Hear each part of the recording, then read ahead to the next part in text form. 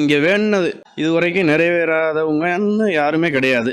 எல்லாமே நிறைவேறி இருக்கு. ஒரு வேண்டுதல் நம்ம வச்சோம்னாக்க 3 வாரம் வர்றேன், 5 வாரம் வர்றேன், 7 வாரம் வர்றேன், அதுக்குள்ளே எனக்கு இதை நிறைவேற்றி கொடுக்கணும் அப்படின்னு சொல்லி வாரக்கணக்காக வந்து வேணுனாக்க கண்டிப்பாக நடத்தி கொடுக்கும் சக்தி வாய்ந்த அம்மன் வீரமாகாளி அம்மன். இந்த வீரமாகாளி அம்மன்கிட்ட சீட்டு எழுதி கட்டுறது ஒரு முறை. அந்த சீட்டில் வந்து என்னென்னு பார்த்தீங்கன்னாக்க அவங்கவுங்களோட குறைகள், இடம் வந்து யாராவது அபகரிச்சுக்கிட்டு கொடுக்கல அப்படின்றவங்க, பணம் தெரியாமல் கொடுத்துட்டு ஏமாந்தவங்க, குழந்தை வரம் கேட்டு வர்றவங்க, முனீஸ்வரர் சன்னதியில் வந்து தொட்டில் கட்டி போட்டாங்கன்னா அடுத்த 1 வருஷத்தில் அவங்க குழந்தையோட வருவாங்க ஆலயத்துக்கு. இந்த முனீஸ்வரன் கோயிலில் வந்து கயிறு கட்டுறது ஃபேமஸாக இருக்கும்.